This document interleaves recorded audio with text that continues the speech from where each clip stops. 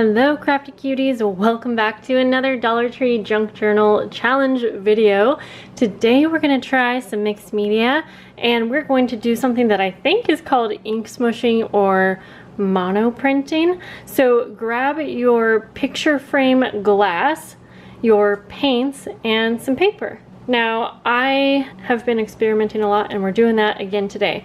Also have to apologize, there's gonna be a glare because I have glass, but I'll try to keep that out of the way too bad. We have our two glass pieces from the frame. You can just use one and either a roller, which I don't have, or something to smush your paint around with. Dollar Tree does have silicone spatulas that would work great.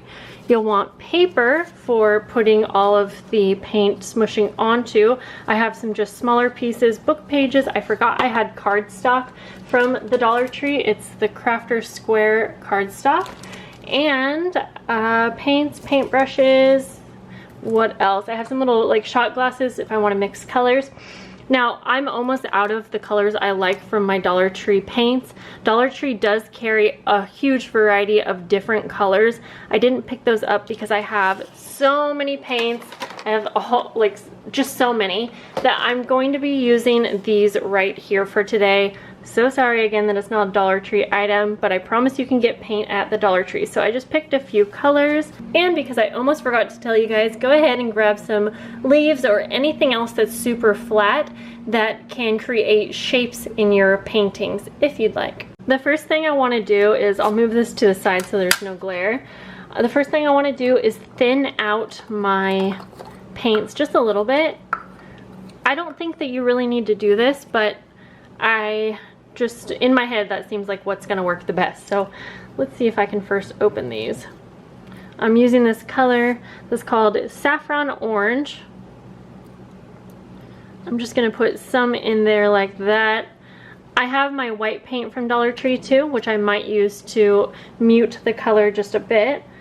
So for each of these I'm just gonna put, I don't know, just like a little bit. Yeah, that's a pretty dark color and I want this to be pretty light. So I'm not measuring anything, but I'm also gonna add like maybe just like 2 drops of white. This is just trial and error, just until I get the colors that I like. I'll add quite a bit to this darker pink, and then one here. I can link the Arteza paints down below if you want. I think I did a review on them. So now we're going to go ahead and mix this up with the end of one of my paint brushes. I accidentally still had some of the purpley pink on that one. I might need more paint than this, but it's just, we're just going to go with this first. And then I'm going to add about like 3 drops of water to each of these. So I'll go add the water, mix those up, and then we can get to ink smushing. And if I'm using the wrong terms here, go ahead and leave it down below. I had to turn the overhead light off. It was just too awful, so I hope that my side light is working well enough. So now's the fun part. We're just gonna go ahead and start dropping some paint onto our glass. And you can probably do this several different ways, but I'm just gonna start by doing a few drops here and there. And I added enough water just to, make it kind of runny. So I'm gonna start out with this because I think you need less paint than you think you do. So now we have 2 options. We can take our other glass and smush it right on top to get kind of a cool print and place our paper on, or we can use our tools over here to kind of smear it all over. Let's go ahead and do the smearing first. We'll save that second one for the next step. I wish I had a roller, but you know what? I think I'll use this, my little ink dauber, and I'm just gonna try not to mix them too much. Actually, you know what? We're gonna do this right here. We'll just go like this, kind of back and forth.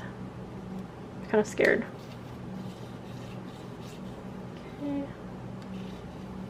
I just can't get the lighting right, you guys, so I'm really hoping this works, but okay, so I'm gonna just continue smearing this just all over.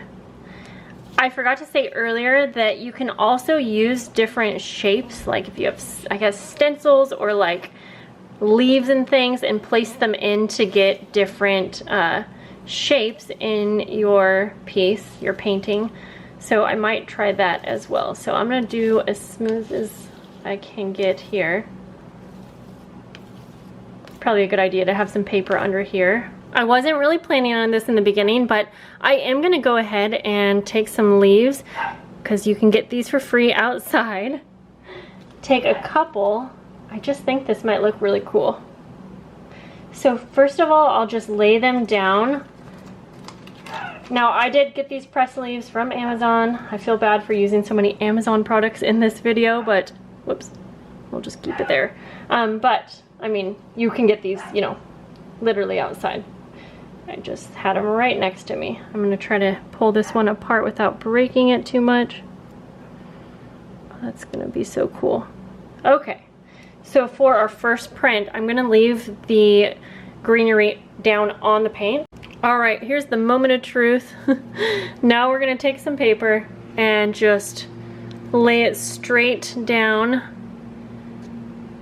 I'm just gonna put it right in the middle here. Actually, I'm thinking if I wanna do like 2 prints like this, maybe I should. No, we'll go ahead and just go straight down, I guess. I'm still undecided, but I think I'm actually, since I'm doing this for the first time, I am gonna, no, oh my gosh, I'm so indecisive, you guys help. Okay, we'll just go straight, we'll just go for it. So I'm using this metallic cardstock, so make sure to, it would be so good if you had a roller or something, but just make sure that this gets even pressure all around. So let's go ahead and pull it up and see what we got. I'm not sure why I'm so worried about this, because normally I feel like I'm just fine experimenting. Okay, I totally feel like, I think that we absolutely need a roller or something, because that did not get very even coverage. So let's put that back down. Yep, let's put it back down. And I'm gonna actually just use this second glass. I think that's why it might work better to have something covering the whole thing. So we'll use a book page like this. Okay, let's just, we got it. And then we'll go like that. I had no idea how it was going to turn out, but I'll be honest, it didn't turn out exactly like I was thinking it would, but there's several different ways that we can do this, so.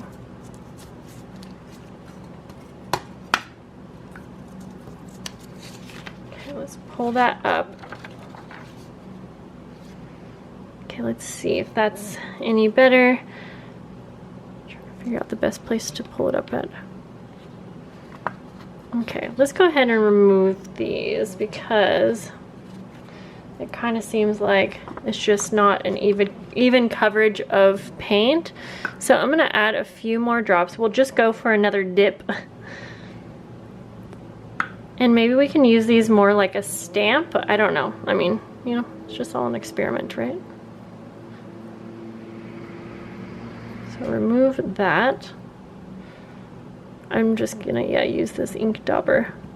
But I guess I'm gonna try to avoid mixing too much, because I feel like that's kind of the fun of this, is that you don't know what, you don't want everything to be like one smooth color. Or maybe you do. I mean, shoot, I don't know. I might have also waited too long, and I think it's kind of drying on here. So, okay, let's use some blue. Yeah, I think my paint's drying up. Well, guys, you okay. So we're just gonna take that same piece. I just placed a book page on top actually, and I'm just gonna use my fingers.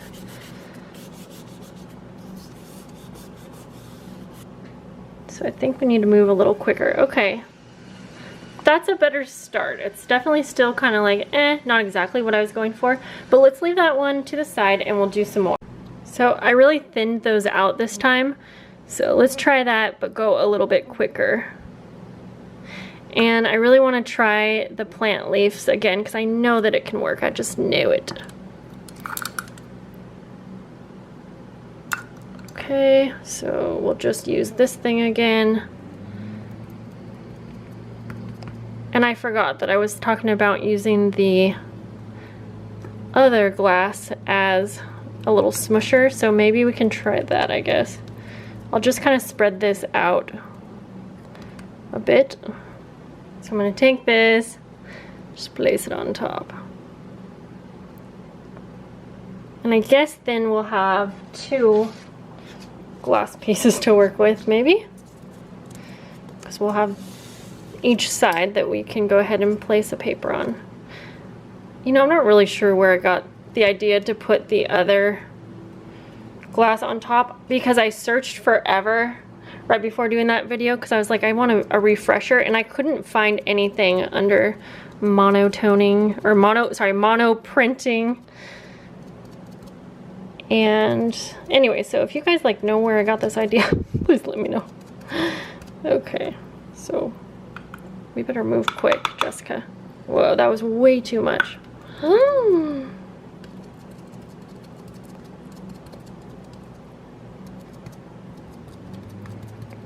Okay, I feel like now this is starting to feel fun. It's a little stressful at first. So for this, I'm just gonna place some pieces. Let's try, oops, sorry. Let's try the plants again. And we can use book pages and this handmade paper I thought might be fun, so let's just try that over here. And we'll place down a few of these before it all dries up.